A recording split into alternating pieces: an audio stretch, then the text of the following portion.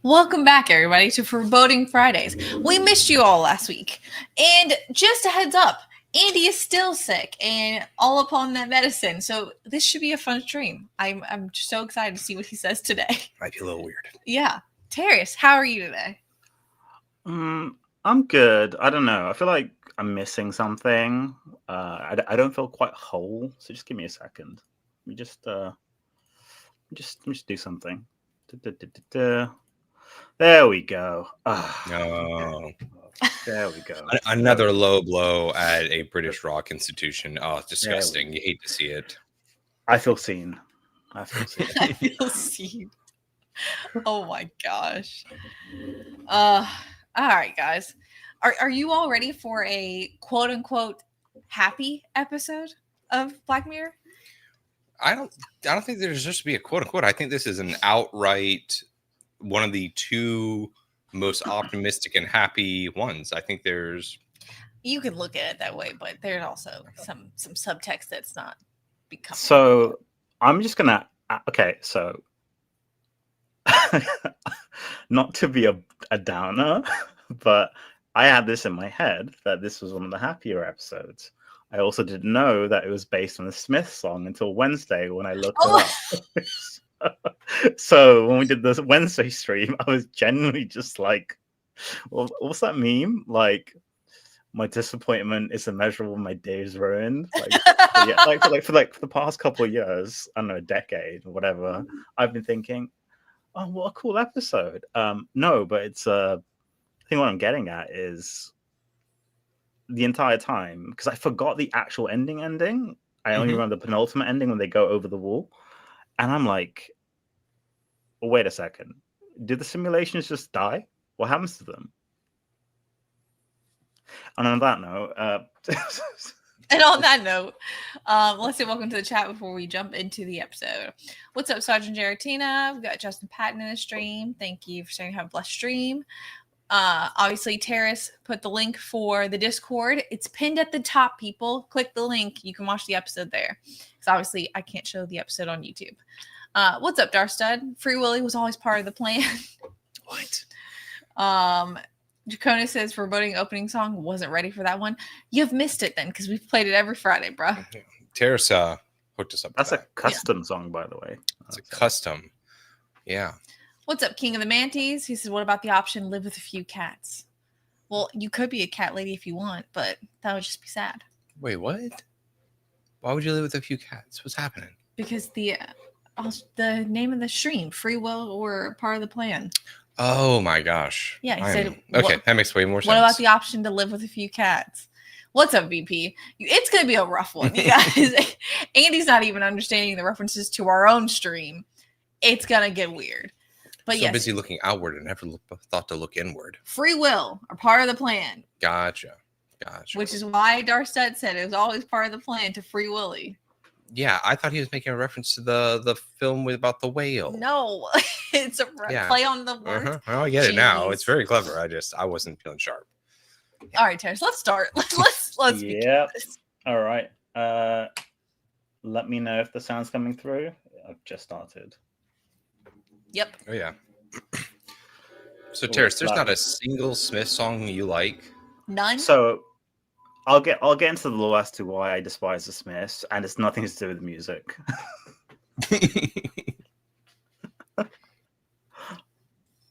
It's like I hate them, not their artistry per se, but just their being.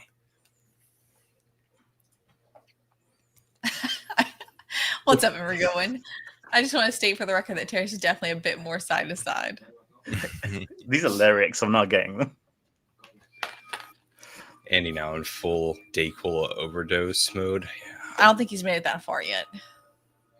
Hopefully he'll get there.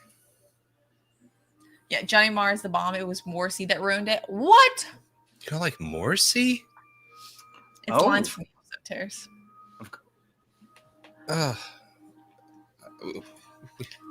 When do we stop liking Morrissey? I guess he's the reason they broke up. Yeah. I mean, I guess. But Morrissey's great.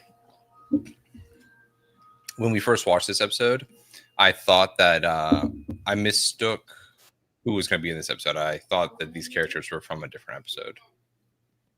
He's from Peaky Blinders. Is he? Yeah.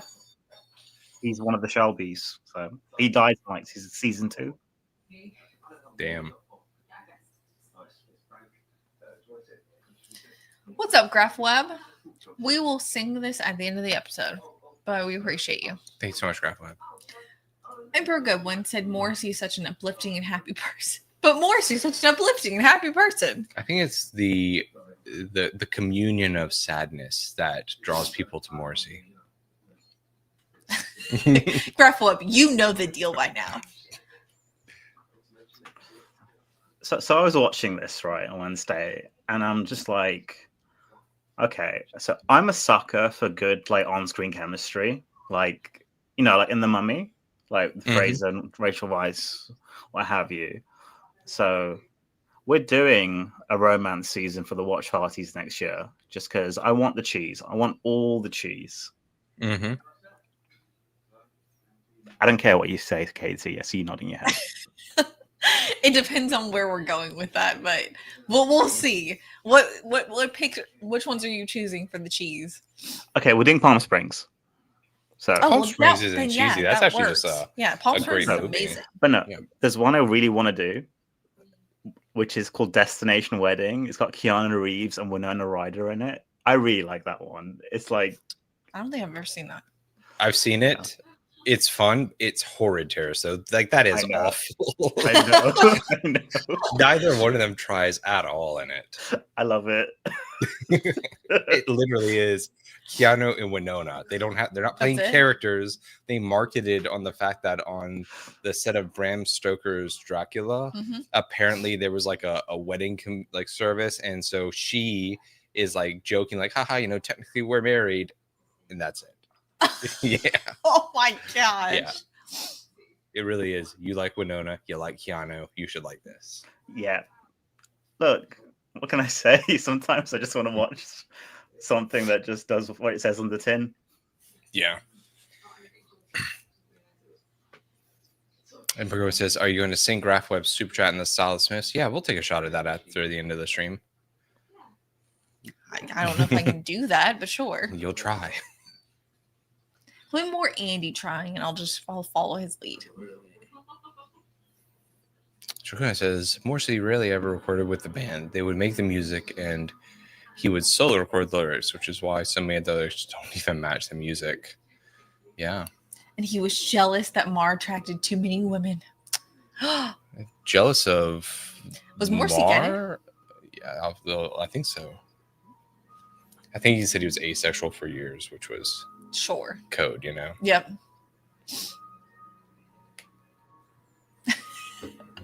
Mar never intended for the music to be so depressing, but Morrissey gonna Morrissey. Gotta do what you gotta do, bro. This charming man, I think it works so well, though. Go ahead. You're saying, Darius? No, so like at this point, right? I like I said, I completely forgotten the actual ending when they leave the simulation, or not them, but what have you. And I was like, oh, that's odd. There's been no conversation about what they do for work, their friends, their families. It's all very like sanitized. Mm-hmm. It seems like they lived in like a specific community, especially when they were saying, is it allowed? It's like first I thought they had entered like an agreement to be here in this community to try and find love. So they say specifically that you have to opt in, right? But when you opt in, you are bound, right? But essentially, for the actual, they call it the system, right? For it to actually work, you have to rebel. So rebellion is essentially a feature of the system. Like, it's not a bug. That would be sort of my takeaway from it.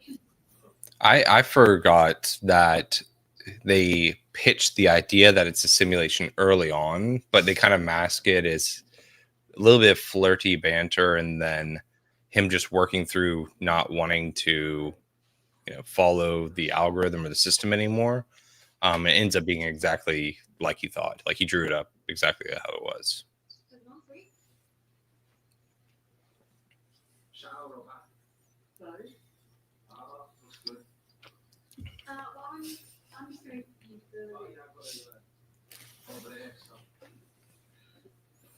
They're so awkward, dude. I love it. You don't think they're cute awkward, Katie? No, they're cute awkward, but they're awkward.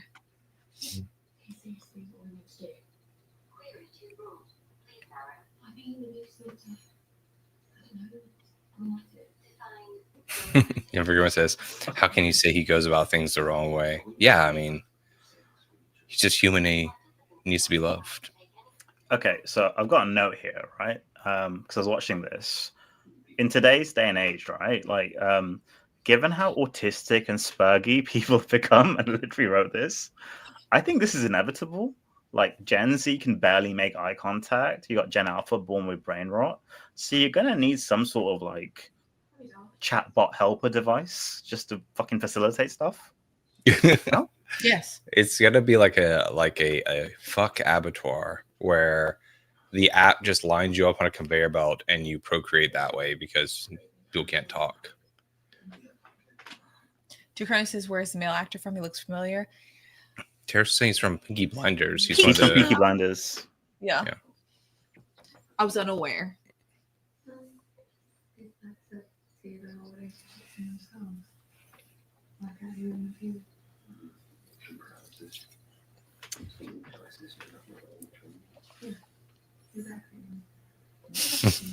Oh shit, that's John.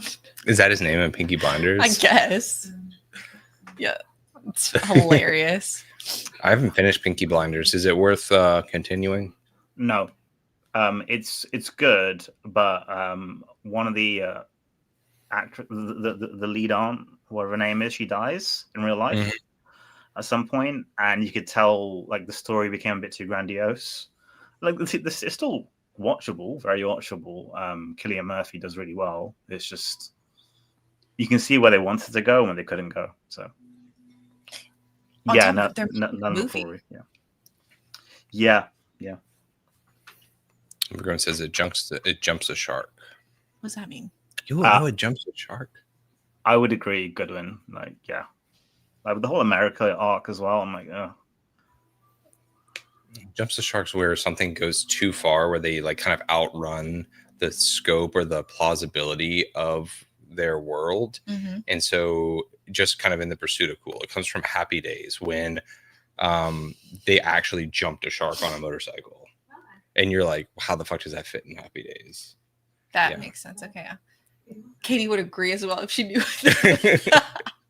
Well, seeing as how I've never seen any of Peaky Blinders, sure. It's actually based in my home city. Like, so what's that? Peaky Blinders is set in my home city. Oh, really? Yeah. Are there a lot of Irish people in your city? No.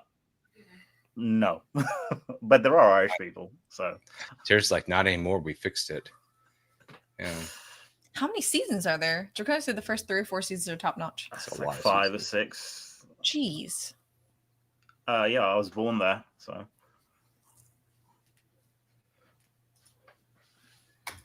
So at this point, it seems like they just live in a super awkward and unconventional community. It's very when I first watched this, I didn't pick up that as a community, and I just don't think the wall clicked for me that they were trapped in there, you know? So did you just think this was how society worked? I thought, I thought it was the entirety of society was on this app, you know?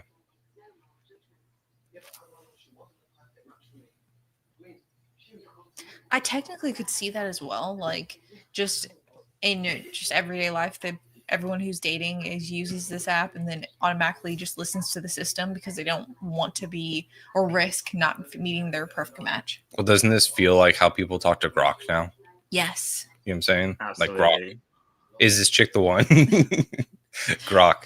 How much do we have in common? Grok, how much salt do I like on my pasta? Yeah. Grok, is this too much salt?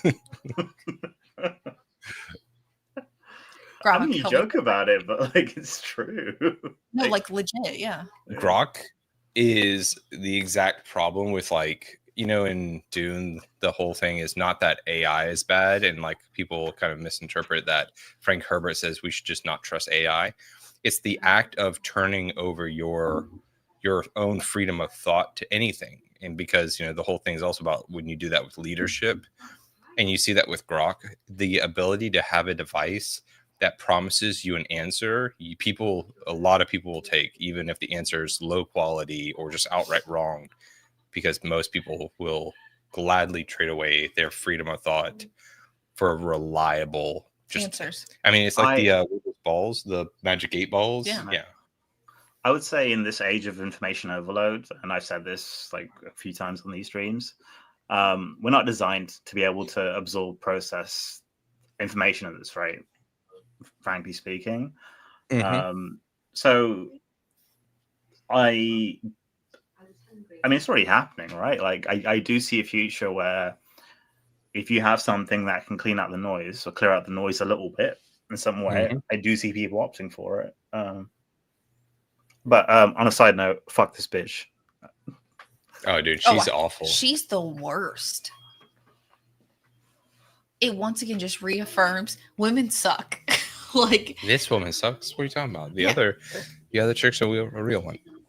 No, she also does some shady, gross shit that like bothers me. Okay, Katie, the shady, gross stuff in this world, it is not a choice. Yes, it is. How? She didn't have to fuck every single person that she. They clearly outlined that the societal pressure is the faster you commit and trust the algorithm. Hey, guess what? You don't have to bend to societal pressure. Just because you have a certain amount of time with these people, it doesn't mean that they had to hook up each time.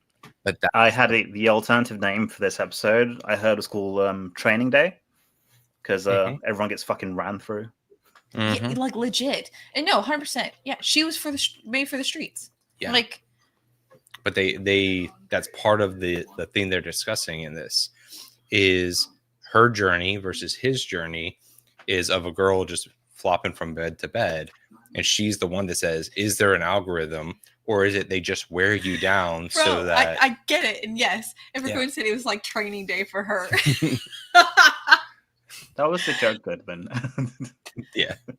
Bye, Darstud. Bye, Darstud. Darstud, are you trying to say we're not your real friends? I think he's making a joke about real ones. Yeah. Hurtful. He's got to get finished getting ready for a dinner date with friends. Real ones. Ouch. Rude. We've met you in person, good sir. Like, what the hell? I read it how I wanted to. Good one. I said it's training day, but yes, fine. Train day for her. Yeah. My feelings are hurt now. Huh? My feelings are hurt. Oh, yeah. but they're not real because it's on the internet. So. But yeah, like she's clearly overly obsessed with this dude because she thinks he's attractive, and so she was being super awkward at dinner, doing that ridiculous laugh. Okay, so this dude, I've got other notes, but this dude, the vibe he gives me is he's the type of guy to have a notebook where he writes about his exploits with dates and analytics after every bang session, right? Yes. And that fucking like that noise he makes after he drinks his water, dude, I cannot. Katie, don't. I can't. I fucking cannot. I'm just gonna start doing it throughout the stream. Stop it. Don't. Katie doesn't need another annoying habit. You're kind of maxed out on the obnoxious habits. Oh my gosh. But no, yeah, he's super annoying. He absolutely films these women. Yes. Like he's very much a Dennis type, 100%. Bro, the other relationship though was so depressing. Like, this is so awkward.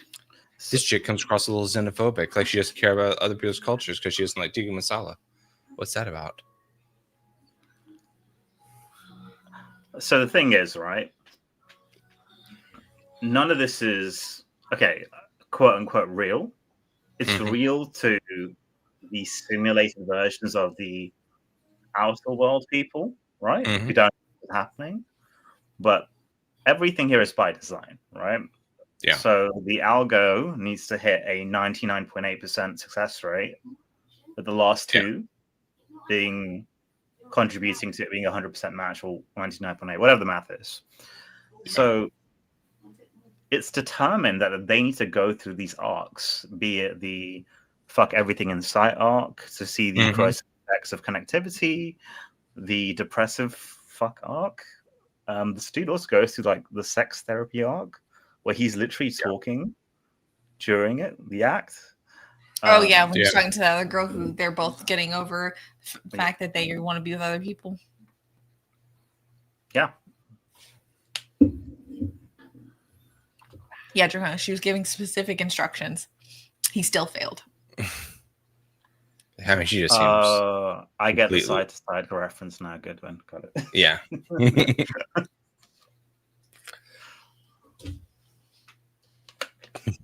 Proud of you, Terrace. She's like, paint the walls, sir. No, I think I wrote something. Yeah, at this point, just finish your fucking self off. Like, yeah, you don't want to be happy. I'm not gonna bother. Dude, 365 days would make me just fucking cry. I would never be there. I'd cry. That lets you know how much they feel that this is inevitable. You have to process it. And then we find out later that if you don't do this, you're exiled, Allegedly. Yeah, what's good, Gooch? Well, what's up, Gooch? Not allegedly. It's a simulation. There's nothing on the other side of the fucking wall. So, like, They don't know that.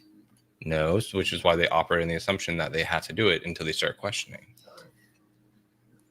I feel like at this point I'd be like, you go your way. I'll hang out on my own time. Yeah. I felt like, why even pretend you like each other? They're not pretending they like each other? They still bang. Huh? Do they? Do you think?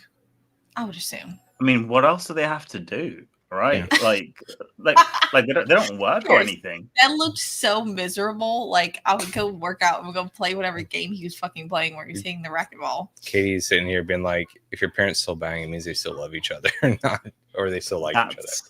That's lavender brown. So is that really? I was wondering why she looked familiar. Is she the one that now has an OnlyFans? Yeah, I've got that written down. Yeah. Wait, that's her? Yeah, that's her. Bro. Okay.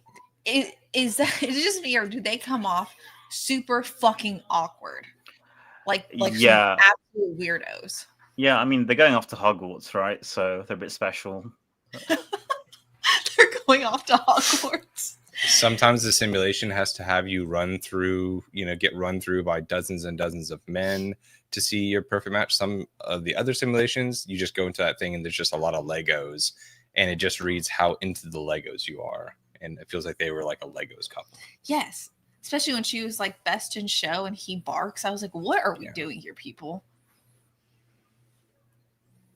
And then this fucking idiot.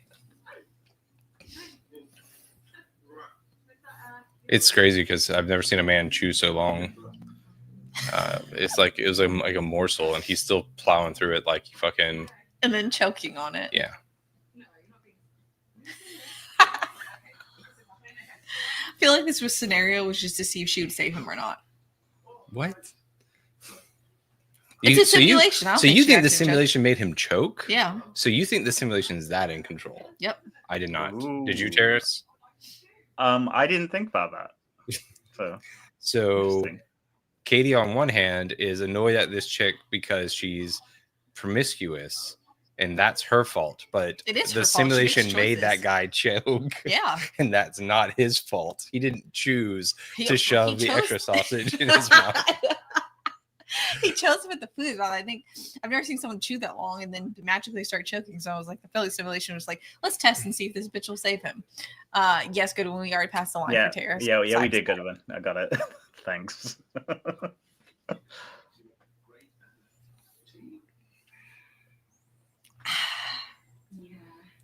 She chose the sausage, but he did not. Yeah, Katie. So Katie's takeaway from this episode is it's a simulation that forces sausage upon people. Because you don't have to take it. That should have been the thumbnail. Do you take the sausage? Oh, goodness. I would still say that this is season 4, right? The casting choices are still excellent, like the subtlety and nuances that they have from the actors and actresses. So once again, I've not seen, was it season 5 or 6 with the weird episodes where it gets super Americanized, but still pretty happy with the acting. British. It does. It still seems like they're casting actors that make sense for the size of the role. By 5 and 6, they're casting just celebrities. It's like what famous person in Hollywood has a weekend off. And it starts to show in some of the episodes, you're like, bro, this person's a terrible fucking choice for some really interesting episodes, like the one where they go back into the movie from history. I think that's a very interesting episode. One of the worst casted episodes of the entire series. Dude, that bugs me so much. That episode has so much potential. Yeah. Also, this dude's entire psyche is all problems in life can be solved by my penis. So. Go into the production quality for this episode is fine. The story is meh. I don't dislike the story, well, especially once you realize what the whole reason is behind it. At the end, I thought it was actually clever. Well, given the type of stuff that Emperor Gowen likes, I'm assuming he probably saw it coming. I don't think he needed the trip, if that makes sense. I think the reason why this is one of the most liked episodes is happier ending episodes. I know what I said. Happier ending episodes are few and far between, and even then, there's always still that Black Mirror take where is it really true happiness if it's manufactured or if it's what is it, commoditized?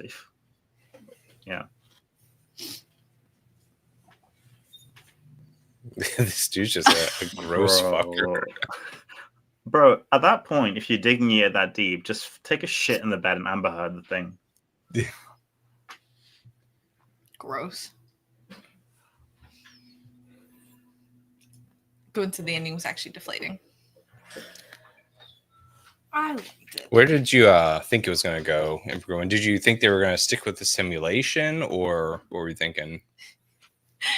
Goodman said I had so much hate for that classic movie AI episode. Bro. Talking about with Issa Rae. Or yes. I would agree on that one. Good one, yeah. I mean, it's so similar to so many other films, and it kind of picks through the worst parts of it. Yeah.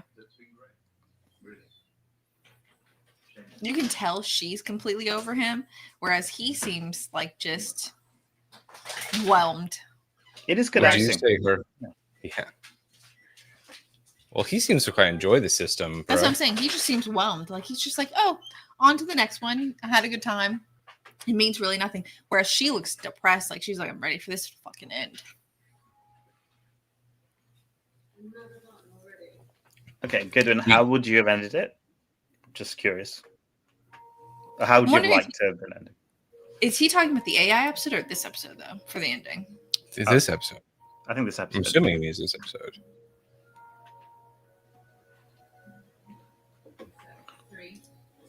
So if this is by design, right?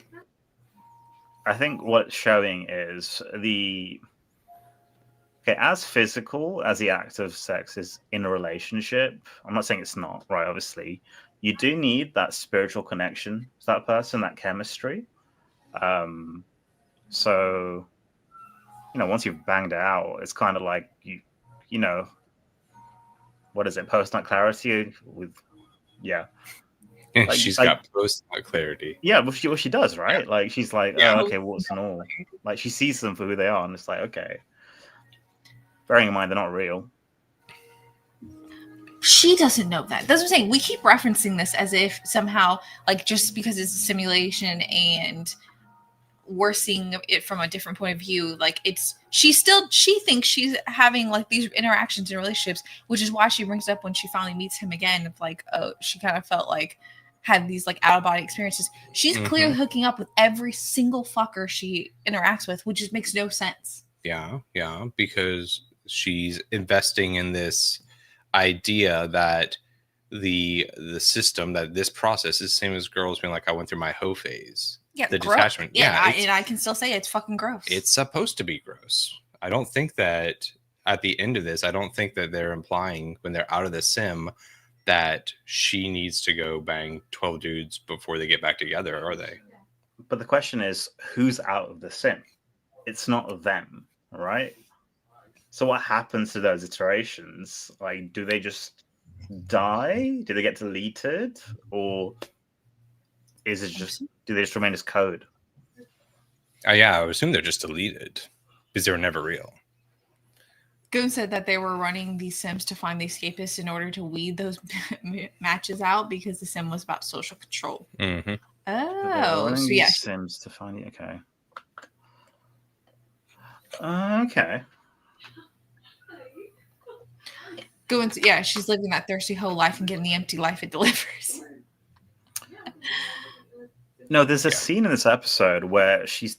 I think we've already passed it. Maybe at the garlic choking scene. I don't know, where she's literally telling the guy about all the dudes she's banged and stuff. No, it's right here. Yeah, it's this part. Yeah, it's right here. No guy wants to hear about you getting digged down by another dude ever.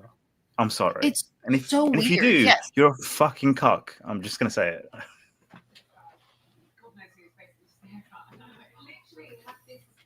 It is funny how even things that are like more science fiction, they do have this underlying belief that they can convince the audience that we'll reach a point where people want to hear people talk like that. Yeah. And no, this is 100% what Goodman's saying. Yeah. Like he said, Tara speaks truth. This was a woman writing this part. 100%. Because who in the absolute fuck thinks this is like good dialogue? Well, and again, if a guy was like, yeah, I was just banging this chick, just really tearing it up, just really lashing it from behind, just put in that work, yo. And this girl was filthy. And I remember thinking, like, I could never respect this chick. She's just a piece of trash. But, I quite care about you. The girl wouldn't be sitting there being like, oh, that's so sweet. They'd be like, gross. Yeah. Yeah.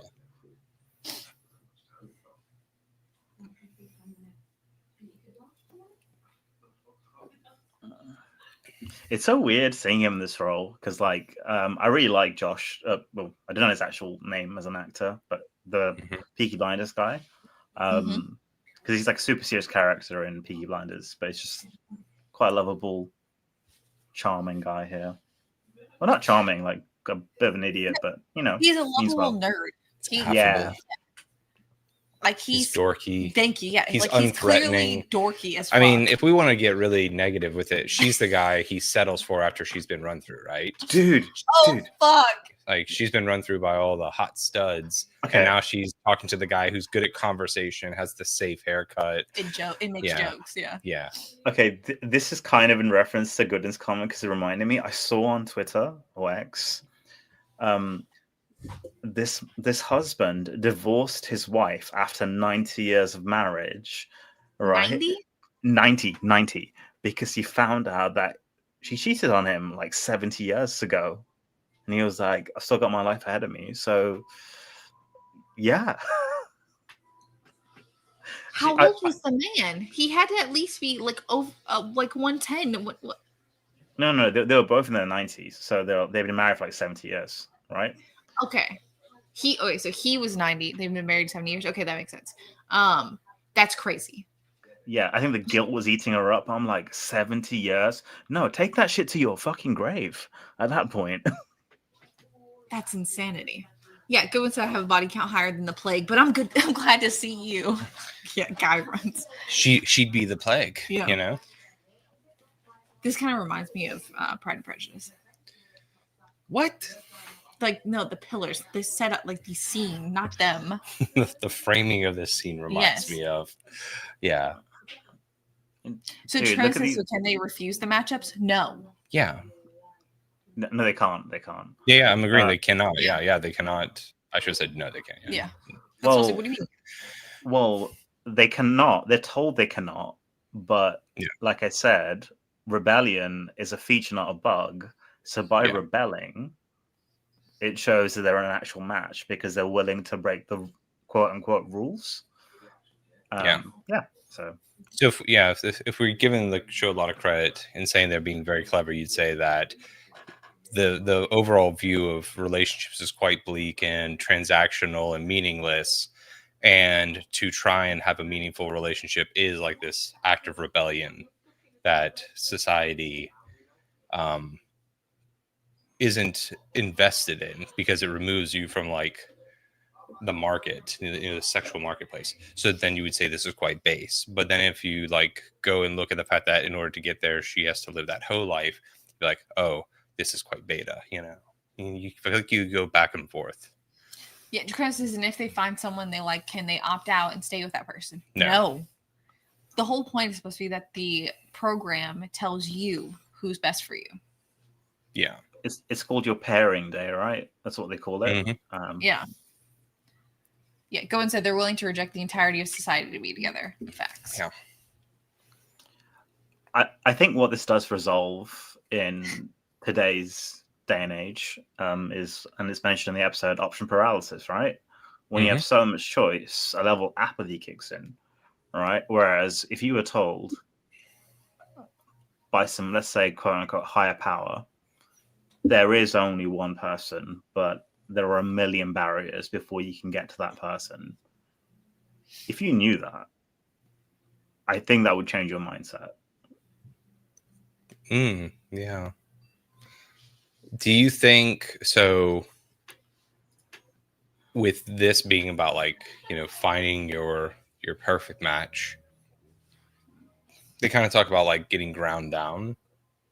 Do you think that it's more about not settling, but learning to be with another person than finding someone that's perfect for you? I would say for sure there's heavy elements of that, because I think like, you know, like what's that phrase at weddings? Like through thick and thin, right? Like the key part is, you know, stand by your husband or wife through the shitty parts, right? Which I think a lot of people, given the divorce rates, do not do. And I do wonder if people just stuck it out or got what is it, marriage therapy, marriage counseling, what have you, like what the stats would be like. So if you knew that, like I said, and I use higher power in like very loose terms, like it can be some sentient AI, what have you. If you knew that this was the most optimal life you could lead with someone else, and there was no one else, like this was the person, you'd be like, all right, this may have been a shitty week, but we'll get through it. Like you'd figure stuff out. Whereas if you didn't have that, well, I say knowledge, if that wasn't told to you, you'd be like, fuck it. Like there's a higher chance of you know, just stepping out. So I think this helps a lot of people. I wouldn't say it's something for everyone though. I think there is like some sort of beauty in, you know. winging it. Do you think that the system in this scene knew that he was going to look? Because it seems crazy to give a 5-year like relationship span, you know? So yeah. Go ahead. No, I do think so. I think like there's like a blend of the Matrix in this, right? It's not quite like it because I don't know, their souls here don't transfer over. But like I said, I think it's just testing every type of landscape it can, just to be able to say, okay, yeah, this is. We can say with some certainty that this is 99.8%. Bear in mind that in the outer world, that pub that they go to is called the Coach, right? So in my mind, I'm like, well, the outer world has been also molded by this app. You've been told to meet up, right? So if you kind of expand the world building a little bit, you're already kind of, I don't know, there's a little bit of a sunk cost to this already. Like if you're already that deep into it, like my headcanon is they're in a world where this is the new rage. People have been using it for a couple of years, and everyone's like, okay, this. And they even say this is my first time trying it out. It's not. It's their, I don't know, 1000th time, right? Yeah. Bit of a ramble. Sorry. No, it makes sense. So, yeah. Terrace is arguing predestination versus free will. Yeah. Thank you. Yeah. I do like this. Yeah, he said if he hadn't looked, they would have had a 5-year relationship, and they both would have ended up with someone else. Yeah. So it's like, because if he wasn't inspired to look, he wouldn't have cared about her passionately enough to jeopardize the system. Yeah, because he was still dependent upon the system and the Coach, which is why he breaks the promise after losing her. Due to that, he's determined to not lose her if he gets the chance again. Yeah, I think it's pushing him to like make decisions and to see, is he willing to just settle, or is he going to fight for what he actually wants?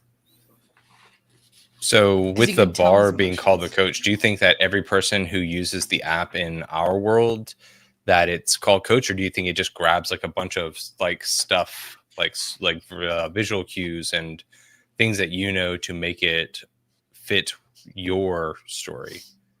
Like, would it be the Coach for everybody, or if you're at a bar called, the Inn, would it be called the Inn and just have a whole different concept, but achieve the same goal?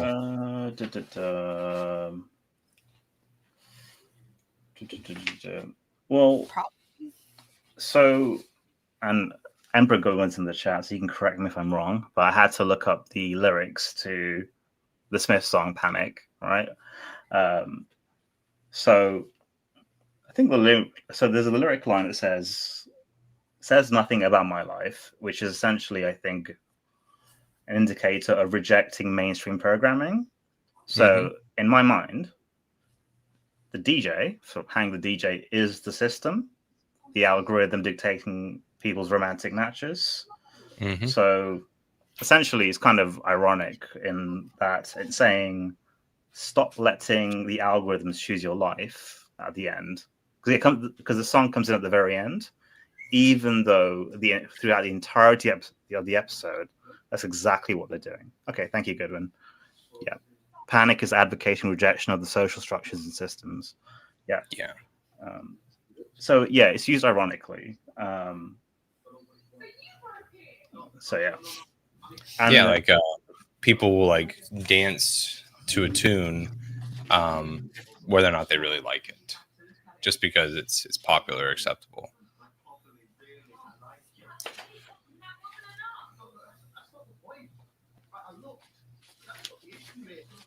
That's not the issue here, bro.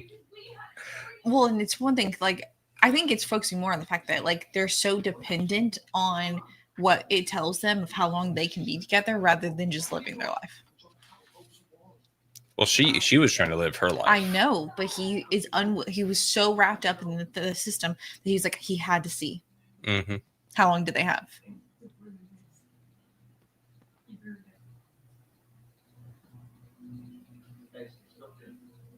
Okay, this is what made me think of the Matrix, like Agent Smith. Mm-hmm. The Enforcer. Yeah, no, it was at this moment I'm like, oh, I'm getting like Matrixy feels.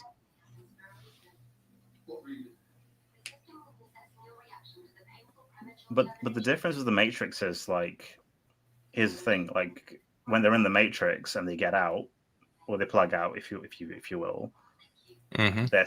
their soul transfers fully, right? It's just they plug in and they plug out, right? Like if you die in the Matrix, you can potentially just die in real life. So it's like there's parity.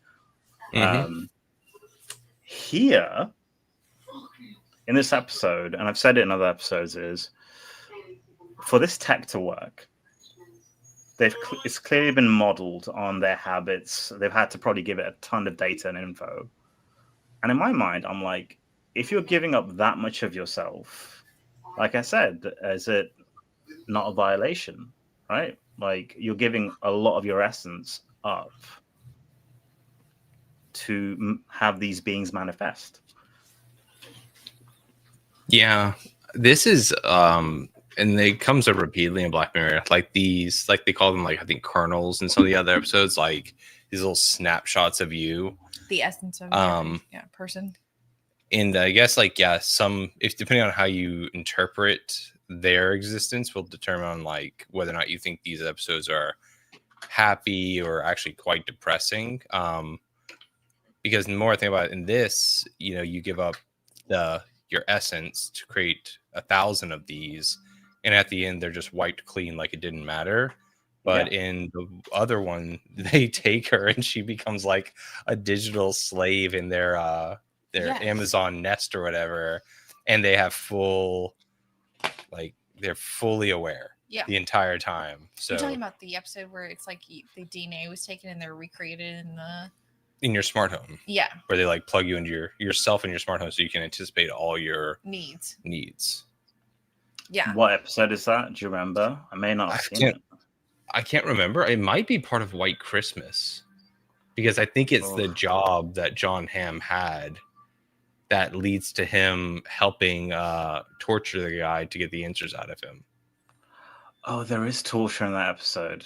Yeah. Okay. No spoilers because I've forgotten it. Yeah. So. Yeah. And so even in Black Mirror, from episode to episode, like, and it's never the exact same technology, I don't think, but you see the essence of the technology, and a different writer will question whether or not there's sentience or the morality of it. Yeah. This guy says, "Oh snap! They set her up with the chick." Yeah.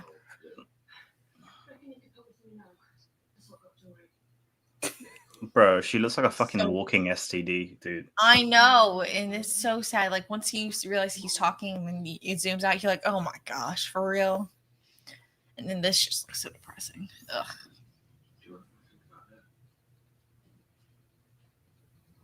So the thing is, this is a simulation, right? So this partner was chosen for him for a reason, so he could air out his thoughts and like process, I guess. Yeah. So whatever. So whatever the other chick, not the chick that's getting railed, is going through, it's also part of the process, right? To lead them to running over the wall. Well, yeah. Do you think that chick, just like the other characters, I mean, obviously not the security guards. I think that's pretty obvious that they're just part of the system. But do you think the other matches are completely made up from their subconscious to see what they may be interested in as alternatives? Like, No, I think there are other people. Or do you think, there are other people on the app? Yeah, there are other people on the app. Really? So yes. I thought about this. There are no fatties in this episode. Yeah. Everyone is kind of borderline, like well-dressed, a little bit high society-esque. Generally not ugly. I mean, there's like some chiseled fucking dudes with abs into this, right? So in my mind, I'm like, is this kind of like a bit of like a thing that's only available to the elites? I don't know. Mm-hmm. The second dude she hooks up with is definitely overweight. Like he has a belly. He's not obese though. He's not obese, but it's clear he's not thin. Yeah. Nor is he even in shape. He's not in shape, but he's not fat in any way, right? So I think the fattest chick is the second dude, or the first chick the dude bangs. That's really bitchy. Yeah. But yeah. Kirk Owen says, "Hold up, the couple they showed celebrating their perfect partnership were ugly as hell." Yeah, that's the exception. Yeah, I was gonna say I would push back a little bit because there are some definite uggos in the crowd from when you saw them. No, I don't have much conviction by that statement. There are obviously a lot of holes there, but we're trying to headcanon here a little bit. So because it skipped in her straight to dessert. Do you guys think they went a little heavy-handed with the laying out that it's AI? Like, because she had the whole conversation about every time she skips, it's exactly 4 skips. It's never more, never less. And I know they're trying to get the scene of her skipping the fucking coach thing. Which is so stupid. Why? Because it's unnecessary. Yeah, that's what I'm saying. Do you think it was too much? Yes. Do you think the reveal at the end would be better if they didn't have so much foreboding? Yes. Or foreshadowing. Do you think that's a function of just the current era that we live in, and like how much things have like proceeded exponentially in that sort of AI conversation space, like versus like I said, it's just become embedded in, or it's trying to become embedded in all walks of life. You can't really escape the conversation. It's basically everywhere, right? You've got a ChatGPT, Gemini, all these AI apps, what have you not. Every company trying to just flog whatever they can as if it's like the next big thing. But when this episode came out, which wasn't an insanely long time ago, but I'm going to say 2015, 2016, roughly. Give or take a year. I would say the conversation was more in its infancy, right? So I think for that time, it was enough. Like, it was fascinating enough where you're like, for a lot of people, a lot of normies, AI would not be the first thing you think of, or the awareness around it would not be as vast. Whereas in this day and age, I can see how a lot of this would fall flat to a lot of people. That's an interesting point. Do you think... So I don't disagree, and I see like people in the chat, like Goin says, he thinks this is a good contrast between her personality as well as they are in the dependency upon the system. Do you guys think, though, back when this came out in the 2010s, people, even though they knew less about AI, were more receptive to abstract ideas in shows?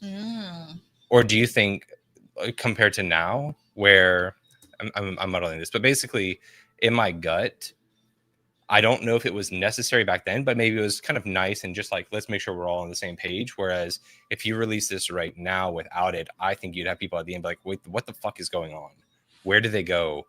And like, just not be able to link that those are like simulations. Yeah, it's clearly a simulation. Because as soon as I started saying it, I'm like, man, without that, would people today just be like, I don't understand. Why they went over a wall and they went to a bar? Like, what happened? Like, what the fuck? Like, where's the bar? Yeah, from the underground bunker. Yeah, is there just a bar on the other side of this fucking wall? Yeah. I think they should have ended the episode here and not had the in the bar meeting in real life ending. Personally, you talking about where it starts flickering? Where they showed that it was all an app. Yeah, I'm saying, would you stop it here when, or like, would you show when you show all the versions, like of where them? you start seeing that it's clearly like simulated? Yeah. No, just a bit after where they see their other simulations and they're the last couple, and I would leave up to the audience for interpretation as to what happens to them. But you got to bear in mind that when I watched this for the first time many years ago, I thought this episode was brilliant and I love the ending. That's obviously changed now in, I don't know, in less than a decade. Yeah,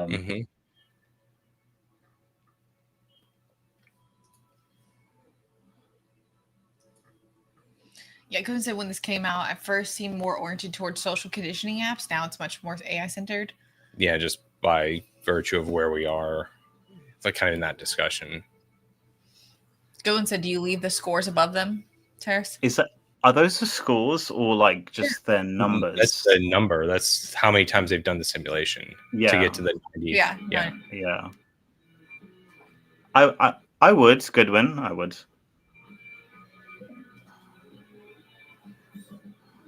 So this part is what you have a problem with? What great music. This is really doing it for me. I love this. Yeah. Love the Smiths.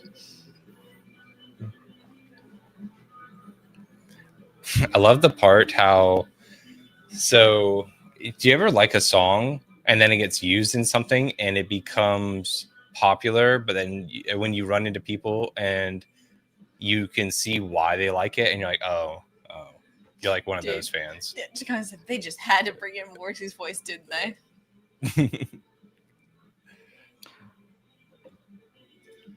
I'll get to Goodwin's point in a second, but actually no, I'll get to it now. Yes, because at that time I'd consumed a lot less sci-fi. Severance fucking definitely ruined me because now I overanalyze everything. To an inordinate degree.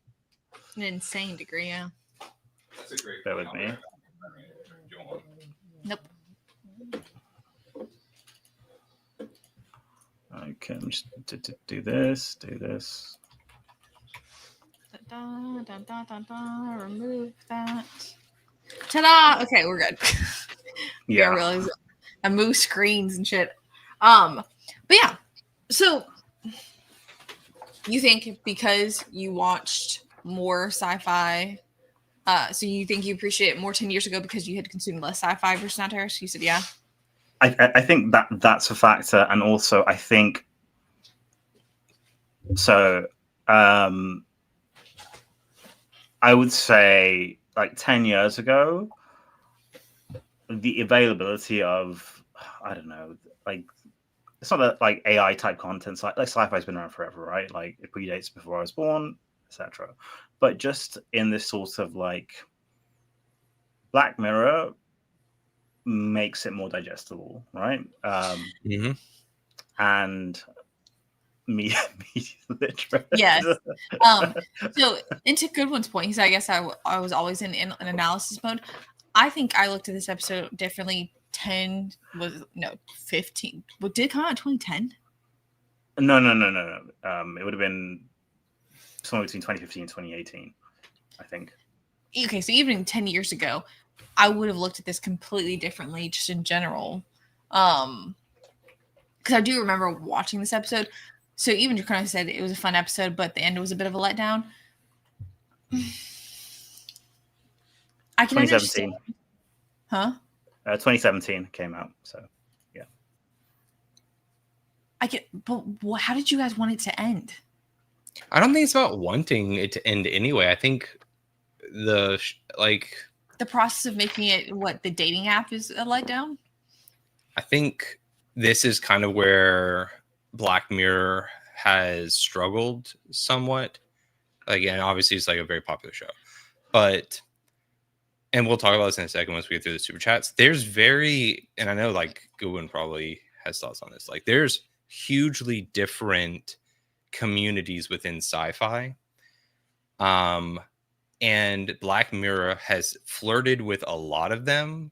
Or I'd say there's really two big different camps in the type of sci-fi, like the deeper, more heavy sci-fi versus more playful sci-fi.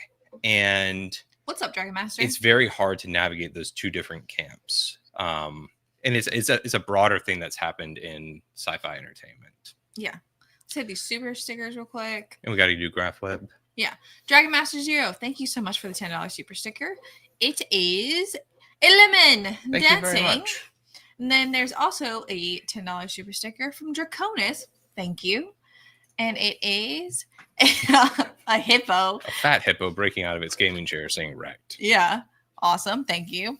And then for Graph Web for the $2 super chat. For fuck's try and sake, do it like Morsi? How? You gotta make it poppy, but also a little sad. You're gonna have to lead it. I don't know how to do that. Go for it. For fuck's sake. Cancel Disney Plus. That's not what I would have done, but okay.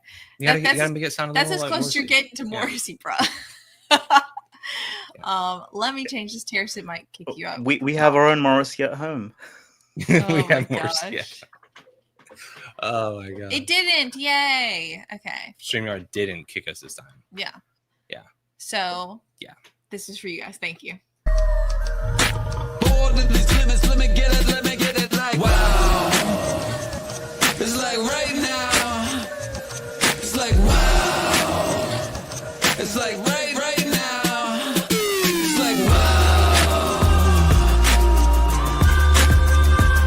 It's like right now. It's like wow. It's like right now. Oh wow. It's my life, your life. Live it once. Thank you so much, guys. So this point is very true. Yeah, it's understandable if you view it differently based on the zeitgeist of the time in which you watched it. But for Draconis, who watched it for the first time today, he said it's a letdown because if none of it matters, it will continue in each instance. It's just a fugazi. So I think it depends on how you look at it, though. I thought, to me, the whole point of that entire episode is to show you that they, in the world that they live in, they've created an app that it goes through this multitude of scenarios so that them showing you at the end that they're a match, that's supposed to be who they actually are supposed to end up with. Yeah. So it's an imitation of what you saw on screen of like that stupid bullshit of the super awkward couple actually getting together. But that's in real life of you not having to personally go through the trauma of just getting ran through and go on these horrible dates and going through these awful relationships. And they just tell you who you should actually be with. Yeah. Go ahead, Sarah. What were you going to say? I didn't say anything. I heard something I thought you were about to say. I don't want to cut you off.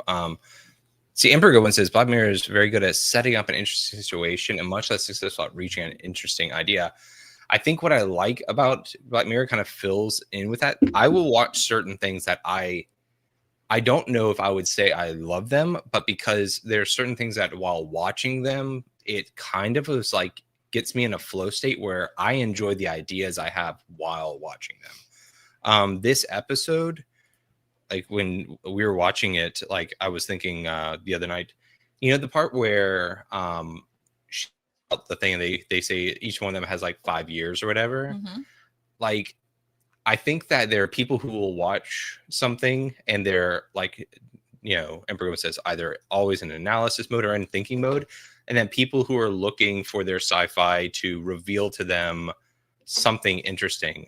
And I don't know if Black Mirror has done that in a while, like where there's been a clear... Or actually reveal something interesting. Yeah, because as soon as you kind of hone in on where they're saying, they're trying to talk about, does become, it's very on the rails. And so this episode always, with the writing and the writers of Black Mirror, it always ends up in it's a simulation and it's about a dating app. I sometimes think that their desire to have a nice, tidy ending undermines maybe some of the complexity in the idea. So I would agree with this point. Yeah, he said this episode is an example of an interesting situation that could work in many ways, and they chose the least interesting and meaningful ending. Yeah. And I do agree with that. Because if you were looking for the most milquetoast, straightforward way of explaining what's going on, he even leads into it during the simulation that it all is a whole setup to begin with. So, yeah. Is it the most easy answer? 100%. Yeah. Tricona says, if the pair we followed were the actual people and not just one of 198 other identical Sims, the investment would be worth the story. I think their point is that it's just a piece of yourself. And so, yeah, I can see where if you're coming away thinking, why do I care about this other characters? But it's just the thought experiment of it. And so I do kind of, as much as I love the Smiths, I do kind of think that it's more impactful if, like you were saying, Terrace, they don't show them outside, right? Well, and I also think it's a stupid bit part because they just wanted to be able to use the fucking song to name the episode. Yeah, I think you gotta bear in mind. So when Netflix ordered season 3 and 4, they ordered them in one go, right? So these are produced in one go. So I know, Andy, you do use this term paint by numbers. I do feel for Black Mirror, it was kind of a let's put in a happy episode type deal, right? And the writing's still good for the time, but you gotta bear in mind for Black Mirror, you're about 4 seasons in at this point. So season 1 to 3 has bangers in there. Yeah. Season 4, when it comes to, I don't know, like simulation, etc.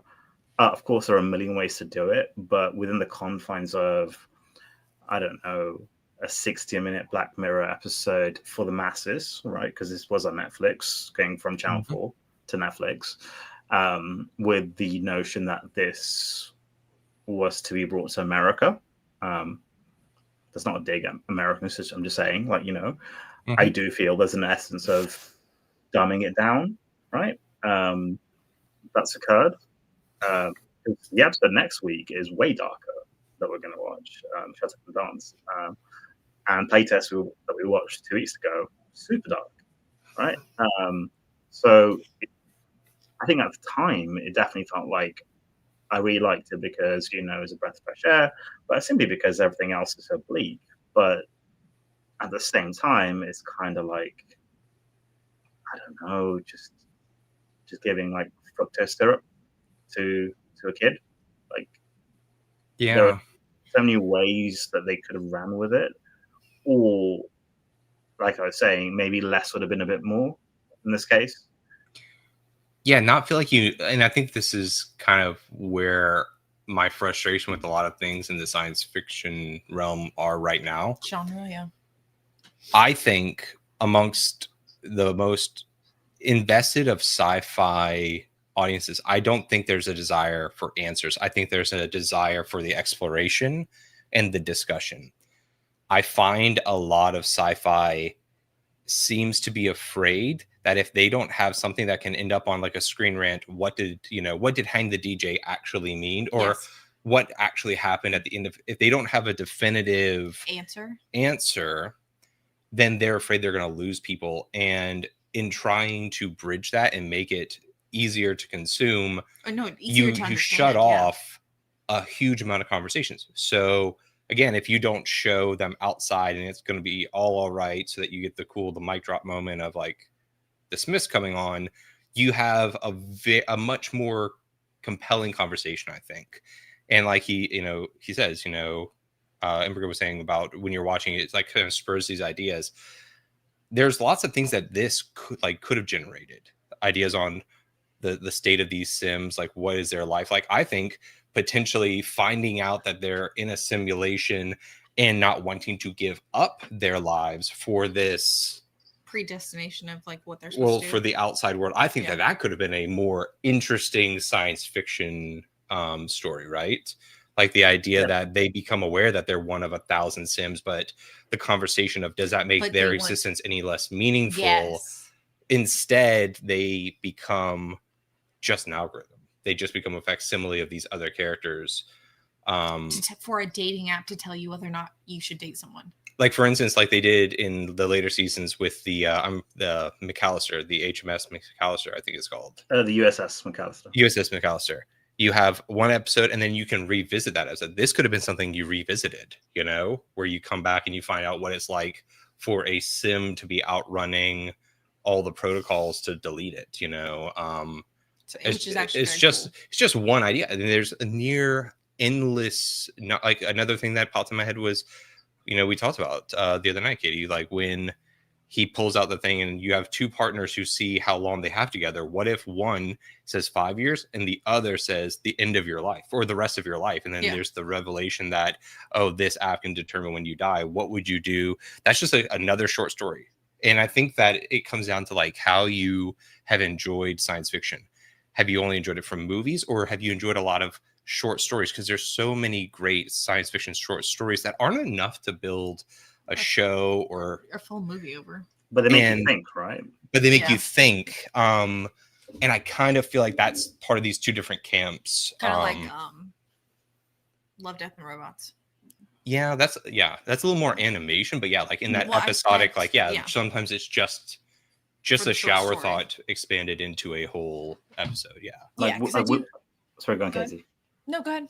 Okay, so like with The Sims, right? Like they're having a conversation, and this is when like the Matrix feel kicks in, where she's saying, like she's asking the guy, "How did you feel when we first met?" Right, and it's all lovey-dovey, and it's like she basically alludes to, "We've lived this life before." Like you don't remember anything, and now that I think about it, as I'm talking to you guys, and this is why I like doing this, is it's at that point where I'm like, shit should get surreal. But what they do is they clip the wings of the story, and it's like, no, let's wrap it up. And it's like, it's at that point it should kind of go a bit loopy, a bit topsy turvy. So yeah, I think it was at that point the writers did fuck up in my mind. So. What's up, Gravewalkers? Yeah, if I had the money, I would start the AI dating match site. I would make billions. Gravewalkers, you should literally go just create a piece of shit like app, like through the cheapest means, and just say it's AI, and people will give you a lot of money, even if it doesn't work, because people are so invested in AI solving their problems. Literally just have it be a random generator that swipes just all of your profile faces and just be like, this is your perfect match backed by AI. Throw a randomized number, 70% match, 100% match, but never let it be 100. Always have it be like 99%. Yeah. And you'll have a bunch of people like a slot machine pay to use your app, just constantly re-rolling tokens to see, can I find my 100% match? No longer even invested in going on a date. They don't get, because there's always it's going to go based off of the answers input into the system, which is like common desires, habits, hobbies. Yeah, dating app loot boxes. That's what we do. That's the new side quest of the channel is get us kids hooked on love, bro. Like especially a monthly subscription. Yeah, with what Tara's saying earlier, there really is a generation of people who are gonna need it. No, 100%. It makes sense, right? Like you got Tinder, Hinge, whatever, what have you. Yeah. But like some of these apps, they try to start the conversation for you, right? Yeah. Right. But that's the problem here is the younger generations have lost the ability, and I've said this already, sorry if I'm repeating myself.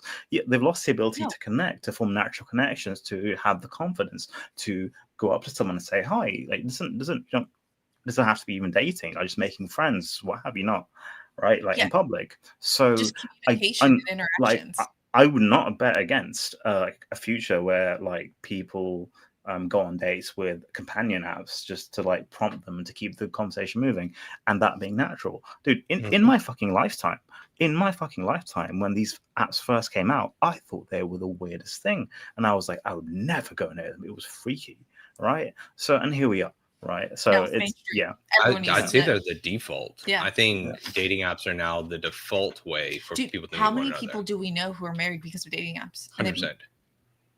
I love the idea of people who work together, see each other at the gym, end up at the same restaurant every Friday because they love the same food, not finding each other because the app didn't tell them they were a match. Yeah, they're attracted to each other, and like you're like, oh, that cute girl who always gets Indian on a Friday when I'm there. But I'm too scared to talk to her. No, doesn't even think that. Like, never even factors in the idea of the app didn't tell me I could date her, because they don't think about love except when they go to the app. That's weird. Same way that some people don't think about a certain food till they go to a restaurant, you know? Yeah. Yeah. The destabilization of society and decision making.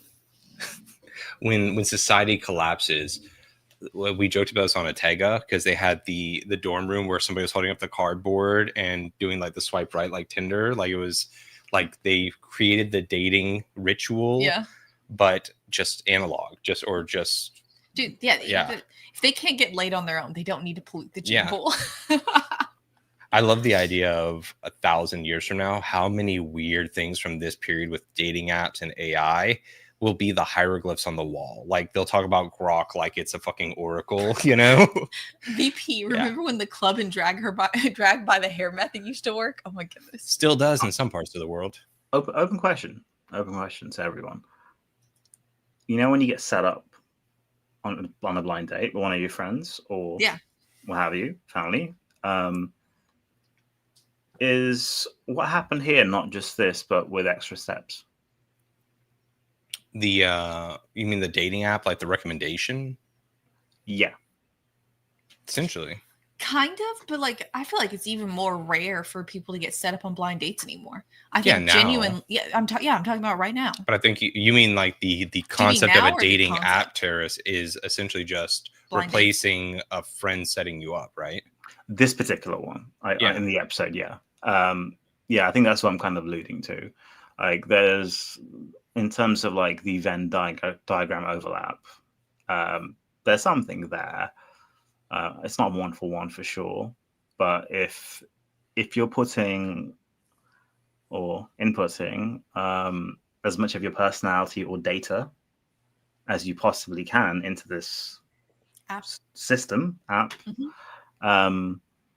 yes, Gooden, that's my angle. That's dude, don't give the reveal away so quickly. We gotta make it like a .com thing so we can make more money on it. Oh my gosh. HMDS arranged marriages. For $50 a month. Yeah, your personal matchmakers. Perfectmatch.com through HMDS.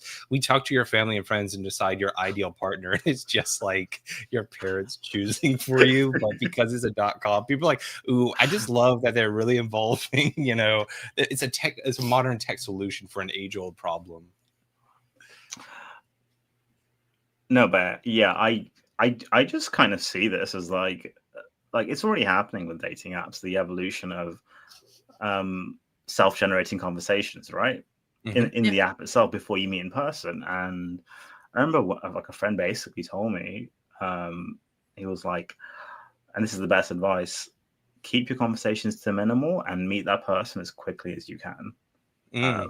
Because that's the only way you're actually going to know. The conversation itself on your phone doesn't fucking matter, really. It's don't the dating apps give you prompts of ways to start the conversation? What? They do, I think so. That's phenomenal. As I say, I'm pretty sure they do. See, Gravewalker's comment's really interesting. It says, in the old world, matchmakers were good at their job. They were realistic about you and both. You both understood what it takes to have a marriage. Do it with AI.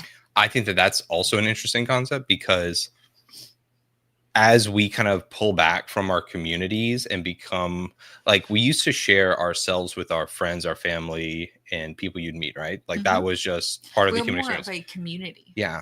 As we've pulled back, how could anybody matchmake for you? How could you make a friend at work who knows you well enough to recommend? Because nobody really talks like that anymore. Like people don't share those parts of themselves.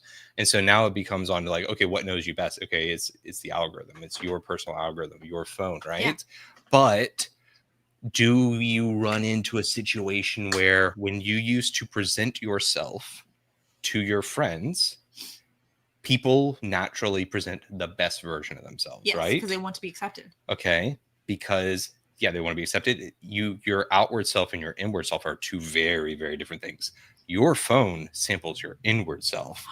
So your matches become all big booty Latinas. Like, and so it's like, oh, I can't find a woman. And so it's like, is it good for you to have, oh my gosh, try to seek to make available your innermost desires versus your more aspirational desires? 100%. And even this is so true. Yeah. The dating app would die immediately. Every woman on Instagram would be posting outrage reels about how the app told her you're a 4 bitch. Here are your matches. I want Goodwin to go on that. What is it? The Whatever podcast where all those women rate themselves a 10 and like one of them's always a fat bitch.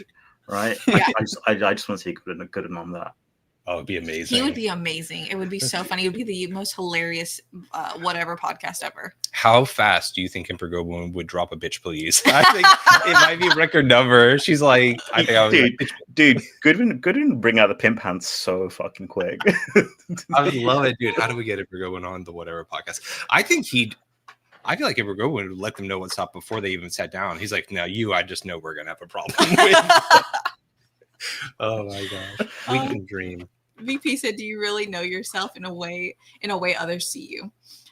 No, that's what I'm saying. I think people don't really want to be honest. What? That's a good comment. No, just Emperor Goodwin's. Yeah. Yes. Miss, you do know you're here, right? Why you're here. Why you're here, right? Your friends keep you around to make them look better. Just the girls it's so true. It's so fucking true, right? Have you seen those memes of like, well, not even memes, reality of like guys are scared to approach a girl they like at a bar or whatever because they have a fat bodyguard. Yeah, because there's a cave troll guarding the entrance. Cave troll. And it's like, I might get eaten if I even like look. So it's funny. But yeah, sorry, back to TVP's comment. Do you really know yourself in a way others see you? Yeah. And the rise of narcissism would make that self-description method useless. 100%, yeah, because everybody thinks they know what's best for them. Very few people are mature enough to know the truth about themselves. You would basically have to do one of those personality tests inside the app where it asks, but people like lie on that. Questions. That's what I'm saying. Like, and again, like the further you go, I feel like you just keep compounding your lies to yourself. Like, how many people, when they're on an app to lose weight, they ask, how active are you? Almost zero people say zero active. They're like, I don't know. Sometimes I have to walk to the fridge. I'm moderately active. People's desire to live in delusion does stem from being able to do it in private. And so everything with an app, everything with a personality test, if it's done secretively, I think people lie. If you had, like, think about when you see these personality quizzes. But how is it any different than dating? People lie when dating. We're not talking about when dating. We're talking about in having other people recommend people to you. Because your friends see through your bullshit, right? Like, your friends sit there and, you know, if you give or take, if you were with your friends and you said, I'm pretty active, your friends are like, dude, no, you're the laziest. You're the fattest one of us. You're the laziest friend we have. Yeah. Yeah. I think it depends, right? It's like your friends would want the best for you. So they would gloss over a few things when recommending you to someone else, right? Unless you're a total like fuckboy, then maybe not, right? So it depends. I would say that. I think in this day and age, and I mentioned it in the previous stream that we did, like, you see shows like Jubilee, you know, like the 20v1, all that kind of stuff, where people are just laying bare everything on the internet in this world of IRL streamers. And I follow a bunch of trash like streamers. I don't know why. It's just hot garbage, and I'm hooked on their terrible love lives. People lay it bare. Like, people like the amount of videos. Women, please stop doing this. Stop sitting in your fucking car and recording yourself crying in your car. Stop that. It's not a good look. Stop it. I don't know where I'm going with this. It's pissing me off. Terrence just wants you guys to stop being self-destructive. I don't think your friends. Yeah, like, maybe it came across like I was saying that it's like a mean thing. I think your friends or people, if you let people care about you enough to know the real you, when they would make a recommendation, I think it's very different than the recommendations we make for ourselves. Like, if something new and exotic comes out, right? You might want to delude yourself that you're interested in it, whether it's like a restaurant or whatever. And be like, oh yeah, I could see no, you don't. Deep down, you don't want to, but you don't want people to know that you don't want to reveal to yourself that you're not interested. But if you had a friend, and that's why, again, a lot of polling, they'll say, not how do you feel about a candidate, how would your friends feel? Because you're way more likely to be honest. Yeah. And so, for instance, I know there's tons of things that Katie would just hate. Just looking at Katie's gonna fucking hate this. Things that I might be like, give a chance. Fucking mind. I might give it a chance just because I want to push myself, you know, to not be stuck in my ways. I bet Katie would just hate this. It's easier to make recommendations for others than to, even a roundabout way, make assessments for yourself. Yeah. Sorry, go on, Katie. Yeah, it's in reference to Goodwin's comment. So go on. Cohen said, when you look inward successfully, you mimic the mental state of depression, and you also delude yourself much easier. But go ahead, Terrence. No, I really like that comment from Goodwin. I do think in this sort of like heightened anxiety is like rampant in this day and age, right? Yeah. I don't know. So, like, social media has people, especially the young generations. I'll say even ours, to be honest. You know, we were born in the 1950s or so. Yeah. It's in this day and age of heightened anxiety, I think like self-reflection is important, and being able to like have some form of pattern recognition to be like, okay, I should probably stop hanging out with that person because I end up getting into fights all the time, you know, just at a basic level. But then there is the extreme where you're overanalyzing fucking everything, where you're stressing yourself out, and for what?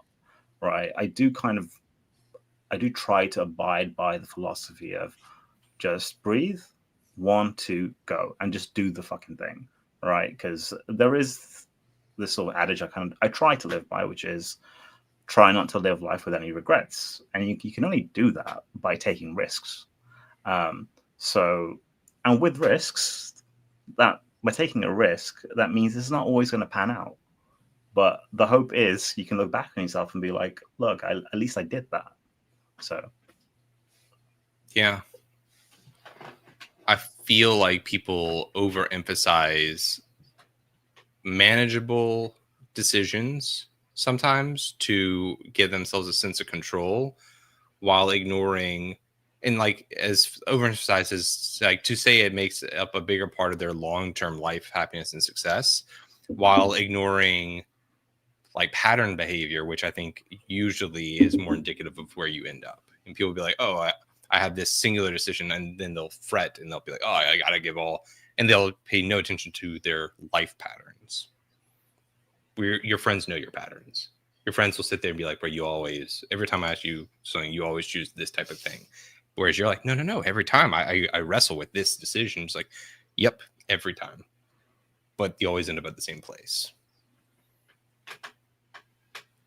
How did we get here? Because it's about dating and your friends knowing that you end up with trash women or whatever, you know? Okay. Yeah. I was like, we went off on a weird tangent to get here. Yeah, I don't know. I get what Goodwin's saying about this being one of the less inspired episodes, and it's not really taking risks and just falling back on like a very obvious conclusion of, oh, it's just a dating app. So on the point of kind of back to like this idea of like simulation and like simulation theory, when I was watching this, I was thinking, what if there is simulation theory, but it's organic simulations? Meaning what? Like we are organic simulations. So like if you went back and like instead of computers being, you know, mechanical, if it was like a biological computer. So you keep your DNA, keeps track of your data and all that kind of stuff. And so what we view as free will, what we do every day, there is a bigger, like a version of ourselves outside of ourselves. And this is us just running through simulations in like a thought matrix. And us being absolutely certain the way we feel is aggregated and then leads to a higher being definitively knowing how they feel about something. So basically training your own AI. Yeah, but if it was biological. Yeah. Like, so just changing the medium, basically. So just, yeah, like I feel like people talk about simulation theories like that's ridiculous. Like, yeah, okay, well, what it just like a biological simulation thing? Yeah. Well, I think isn't that where the line starts to get a bit blurry, right? As in, like I'm like, what is it? Simulation theory is essentially, well, I think one of the traits of it is the point at which you can't inherently tell what or infer what's real and what's not when it comes to AI. And it does feel in some cases we're kind of there. Okay, so I'm going to take a bit of a leap here. That weird Neo bot thing came out like a week or two ago, right? And people, have you seen it? It's like 20K or something. Oh, okay. It's called Neo. Okay. It looks retarded. Kind of want one though. But everyone's going to try and fuck it because it has mesh clothing, right? So I'm like, okay. I know it's not biological, but it can probably be if it needs to be for whatever purpose. Like, I don't know. The owner wants it for. So if I extrapolate that out, okay, you start programming that bot you train it on a different person, a different sort of mental profile, if you will, right? It's as close as I can get to like half biological, half machine, right? Mm-hmm. In our current era. So in this window that we're living in right now. So we're nearly already there, right?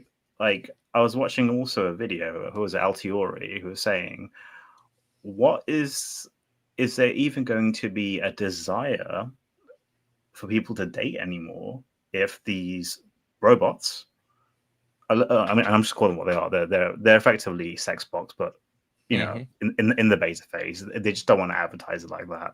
It's got the Apple sheen to it. What's going to happen to humanity, right? Like, do you want to put up with a guy or a girl's bullshit if you can just have a bot that satisfies nearly every need that you have, barring the sort of validates everything you want, like ChatGPT does already, right? Without all the baggage. So no, 100%. What goes saying the Amish inherit the earth. Yeah. They already say everything a person wants it to say, add a sex bot to the mix, and my prediction the Amish inherit the earth becomes far more likely. Have you seen Pluribus yet, Terrace, on Apple TV? I have not. I've heard it's up my alley, so I will check it out. I do need to check out Dispatch. I didn't realize it was a game and not a show. So you have to play the game to get the episodes or something? I don't know. So it is a game. It's like Bandersnatch, Katie. It's not like you people. Katie's been No, I was also confused. I'll see Goodwin. It looks interesting enough.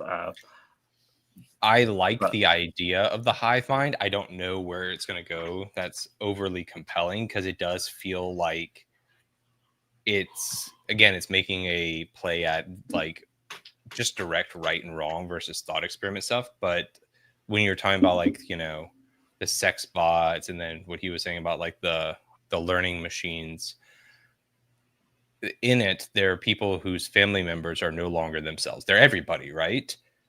There's a whole. Yeah.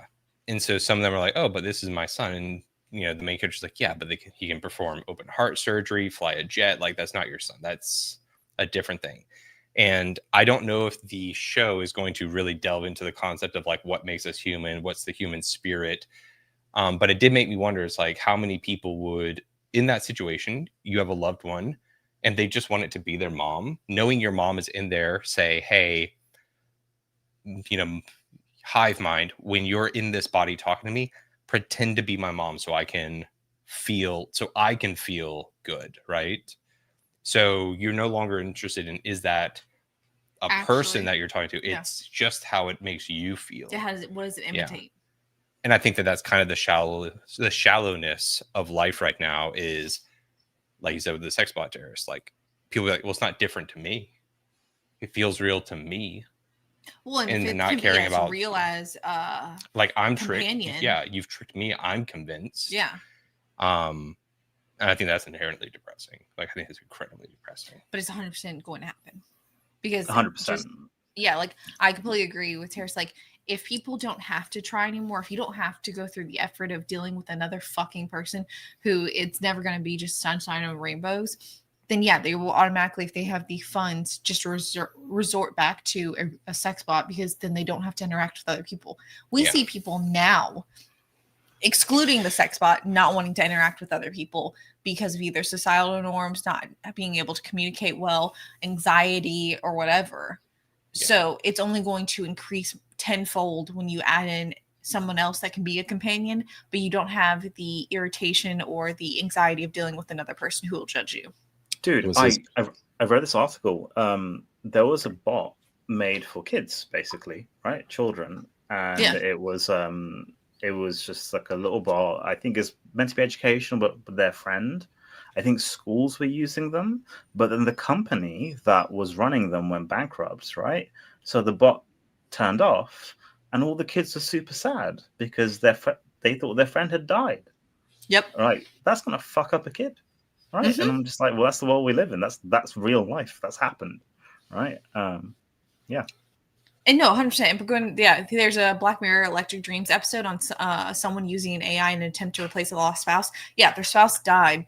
They got the AI robot sent to them, and it was a complete replica of their spouse. It's creepy as fuck. Do you remember that episode, Terrace? Is that in one of the later seasons? It's the one with, I think it's Domhnall Gleeson. Yes. Homeboy from Star Wars? Yeah. Yeah. Plays the Husband. robot. No, he's the husband, I thought. Who dies and they make the robot of him. Oh, okay. They like grow him in a bathtub or some bullshit. Yeah. It's very weird. Yeah. Yep. Yeah. Okay. I like playing with the idea of looking at AI and every kind of barrier people would have to, well, that's not real. And just saying like scientifically, how could we negate that and see where people end up? So like people say, okay, well, you're in love with the sex bot. Okay, but that doesn't go anywhere, even if it's exactly because there can be no life from that.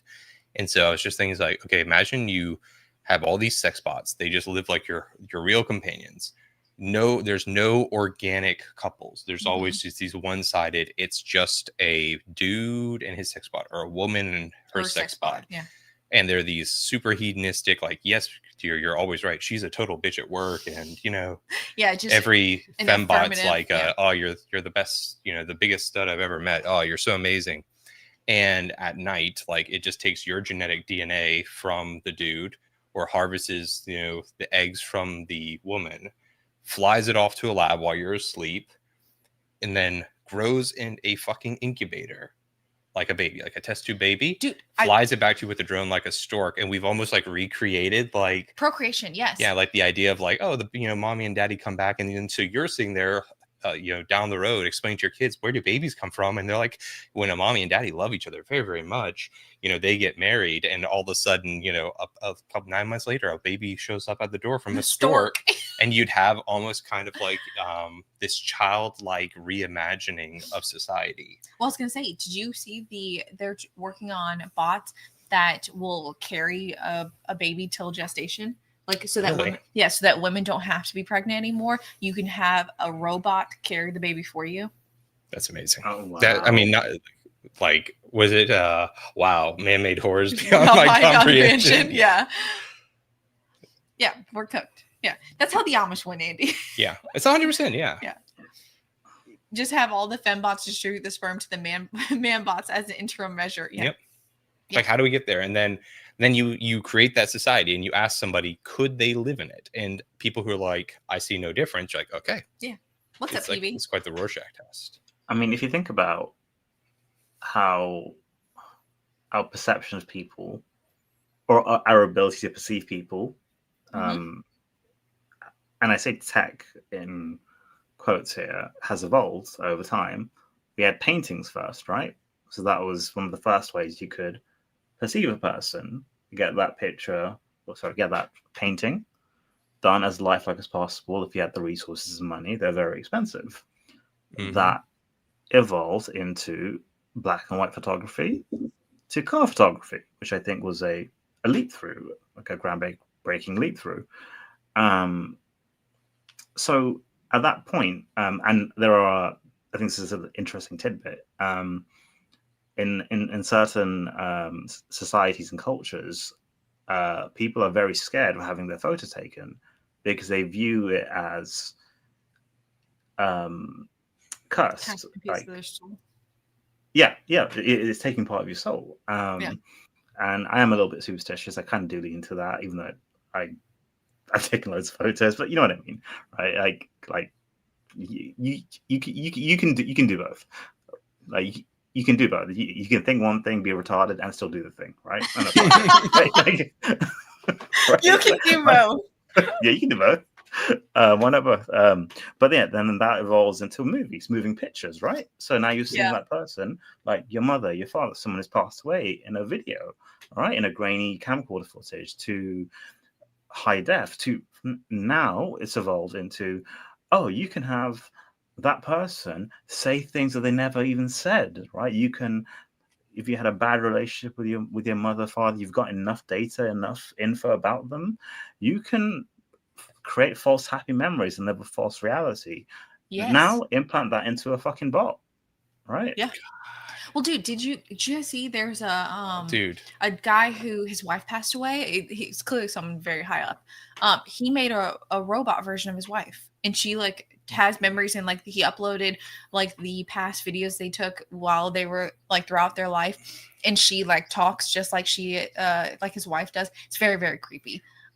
This is why I love sci-fi, by the way, because it's this type of conversation. So for instance, we just said about making them say things that you never would have wanted to say, and then kind of looking at Goodwin's comment about, you know, rights around things like abortion. Yeah. What happens when you want to use your dad's voice because he was abusive and never told you he loved you, and you want to use AI to have him say I love you, and there's legal battles on whether or not he should consent to letting you use his voice? It's his voice, you can't use it, you know, like there's that's, you know, not allowed.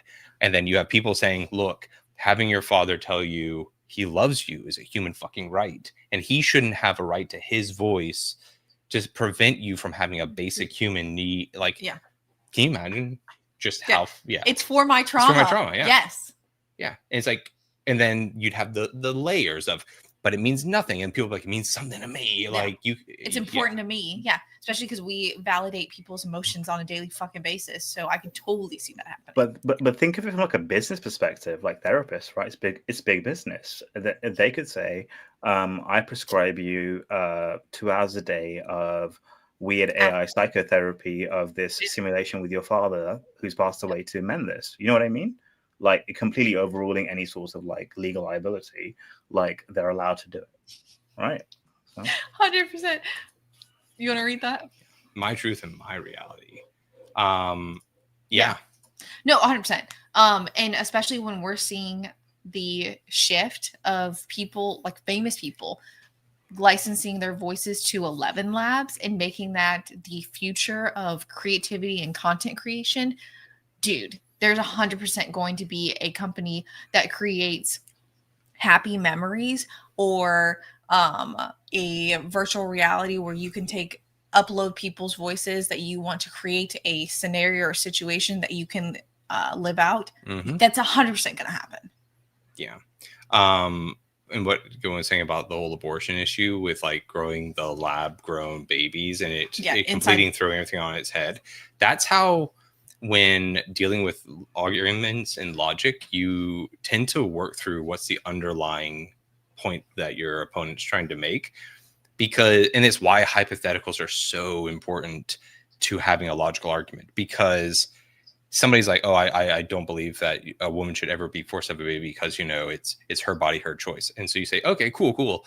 If it stopped, just hypothetically, if it stopped being her body, if it was just at the moment of conception, you know, every woman had a little teleporter in her womb that transported the genetic material into this vat where it grows, what would they say? And you get the feeling that a lot of women are like, well, it's my egg. And then you're back to the point of, okay, well, there's a lot of dudes who's like, it's my sperm.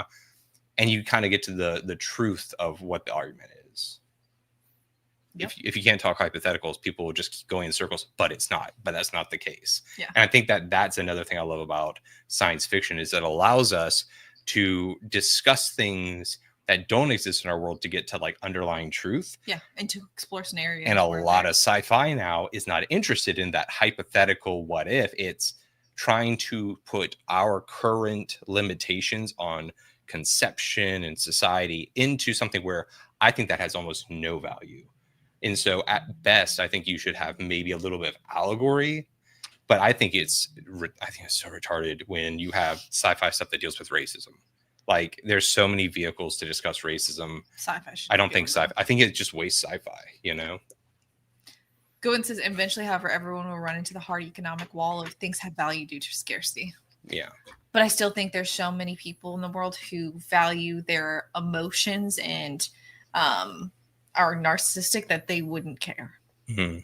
BP says, so life in the future will be just reliving rewritten memories acted out by AI or AI-infused robots. Can't wait to escape in that dream world. Not.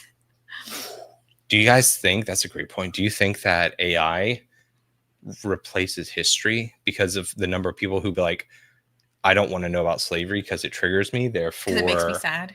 Yeah. So they're sitting in their pod learning, and their history doesn't have any racism. It doesn't have any slavery. I think it depends on how cocooned people want to be, or if we have even have the resources to do that. Because there's an underlying assumption that,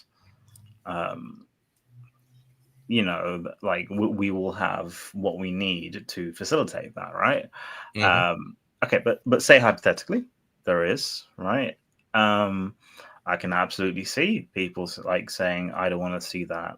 I filter that out. No, just like a fucking McDonald's menu, like I don't want the cheese. I mean, who doesn't get the cheese on the burger? But I don't want the cheese. I don't want the tomato. Hold the mayo, right? I can see that. You're just ordering like, I don't know, a therapy session exactly how you want it. And at that point, is it even therapy? Is it just self-gratification? Yep. Is it just a mental version of jerking yourself off? I don't know. Well, yes. And in your analogy, all the while maintaining how much they love McDonald's, as they've completely changed. Like, menu. I just love McDonald's, but I have nothing but constant changes I want to make, but I'm very big on McDonald's. What's up, Nate's Memes? Yeah, Total Recall Dream Vacations. But even this point, yeah. So King of Magic says that's not history, then that's fantasy. Oh, yeah. But it's history. Yeah, it's history a la carte. The breakdown of monoculture is not exclusively about entertainment. It also includes history and quote-unquote truth. So what is your truth? Bruh. We just stumbled on something completely different that we were talking about. That's why I love these Friday streams, because they always end up in the weirdest places. But that's why I think it's more engaging or more fun to talk about even the worst episode of Black Mirror, because it spurs your ideas, right? Whereas I think that there's just a lot of entertainment that's not geared towards thought at all. Like, Hallmark movies do not want to engage. They're there to offer a different thing. It's comfort, but you're not supposed to sit there and like question the business practices of the people that run the pumpkin stand. Like, you're not. The pumpkin patch. Yeah. No. I think sci-fi should always lead to more thought, and if it doesn't, I find it very uncompelling.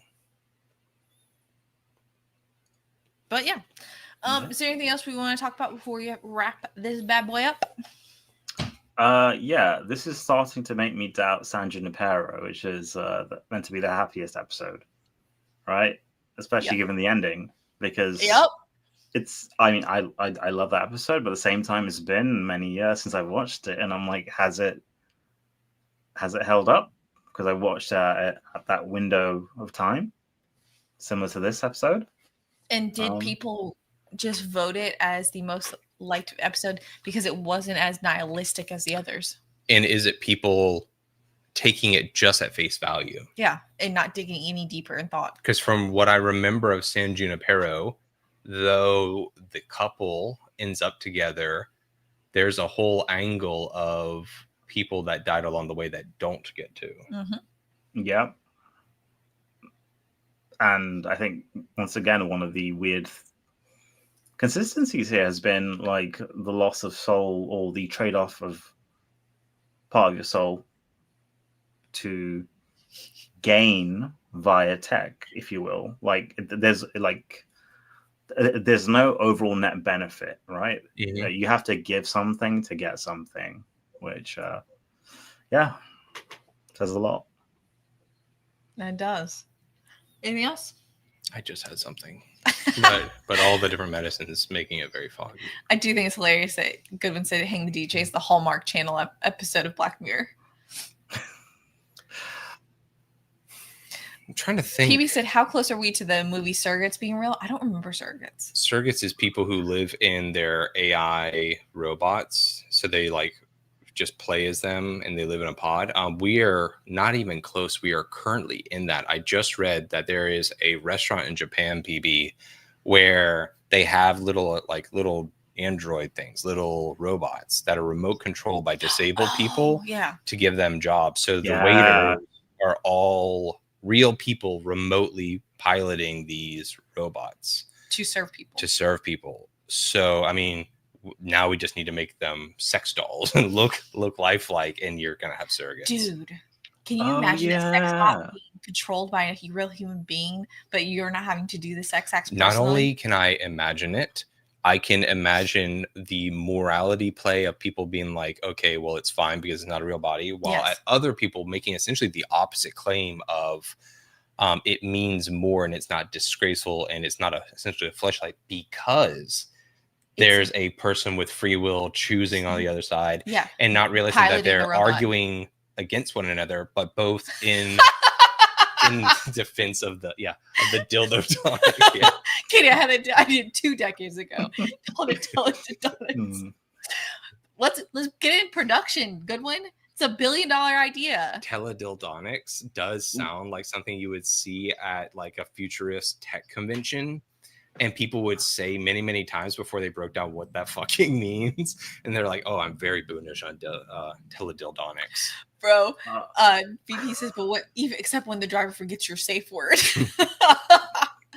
But no, PB, I'll watch Surrogates tonight because I definitely have seen it. I just don't remember it. Can you imagine? It's like it needs 2-factor authentication for your safe word. Oh and my it's gosh. just you're trying to get away from this sex robot, just dragging you under the bed. And you're like, no. Just a quick tangent because PB's in the chat. PB was here for one of the Nolan films that we watched, right? And we were talking about Tenet and John David Washington. And I think PB, you kind of mentioned that he can't really act, doesn't have range, and I hadn't seen anything he was in. I finally watched Black Klansman last week because I saw a racist ass meme that was really funny. So I was like, okay, I'm going to watch this film. He's a charisma black hole. He can't act. He doesn't have it. Like, he's not his dad. He doesn't have the Denzel X factor. But he's great in Tenet. It works in Tenet. And I think it's a function of how the film. Sorry, this is a complete tangent. I told you about him. Well, in Tenet, he's a nameless protagonist who should have. In all honesty, I haven't seen him in anything else, so I couldn't even really tell you. Yeah, same. He just sucks the air out of the room because there are comedic bits and stuff, and you can see Adam Driver who plays across. Just searching the fine names of Hollywood nepo babies. Terrace, don't you know how hard his dad worked to get him there? Don't you know? You say you don't like David Washington, you might as well say you don't like Denzel Washington. Yeah. No, but like you can see Adam Driver's like trying, and there's no chemistry. Like there's nothing. Funny. Yeah. Anyway, sorry, that was a tangent. You're good. Goodwin said it started as a joke when I was working in Silicon Valley and people asked what the new hot thing was. I'm so disappointed it's finally coming to pass. Why would you be disappointed? We can make money off of it. Disappointed because if he had, trademarked anything like 20 years ago. We still can. Yeah, I don't think anyone's making teledildonics right now. You're not aware of how memeable marketing has become.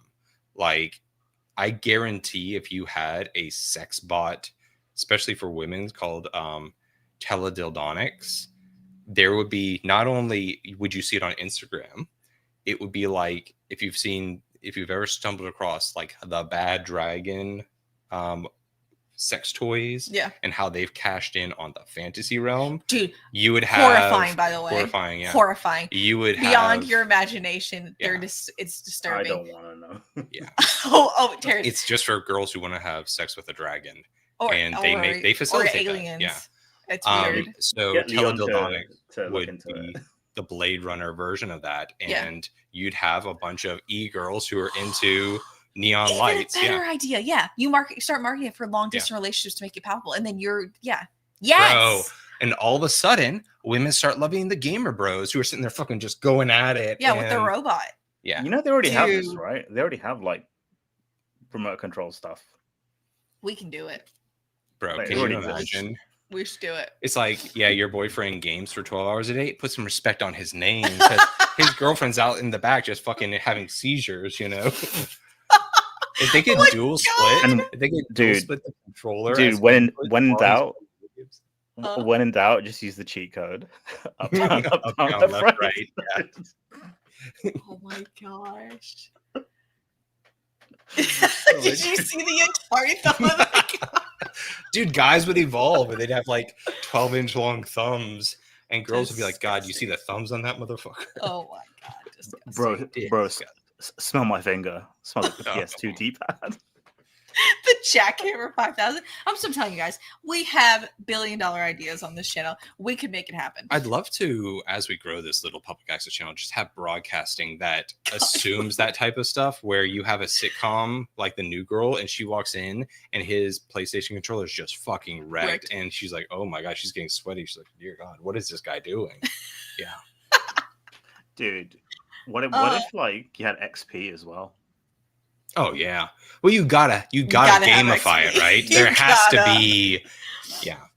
Like Audible has XP to make people want to read. You know, as society collapses, the Amish take over, and people become incel to the point where they literally can't make connections with women.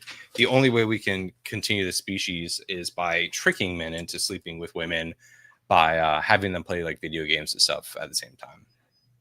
I can't wait for the "not my penis" movement to start, which is a natural side effect.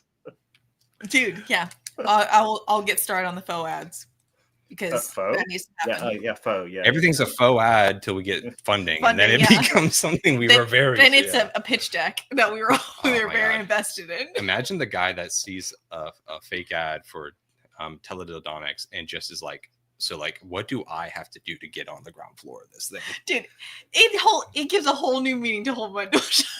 It really does. Okay, we have to go. Thank you so much, everyone, for hanging out with us for Foreboding Fridays. This was a wonderful episode. Next week we will be doing Fridays are the day we really shut up and dance. Yeah, we really unshackle ourselves from any type of linear thought or anything. Yeah, we just go where it takes us. Yeah. Join the Discord tomorrow. We'll be watching Batman Begins. One of the dopest movies ever. It's part of our new season. What's the season, Terrace? Season's Beatings. Yeah, boy. For the next until the end of the year, we'll be continuing Season Beatings. You guys, you do not want to miss out. Promises to be our most controversial season yet. Yep. And yeah, so we will see you guys all hopefully in a little bit, because we are going to be reviewing The Shining on Movie Nights with Niet. But other than that, we'll see you guys tomorrow for our weekend watch party. Bye. See y'all. Ciao.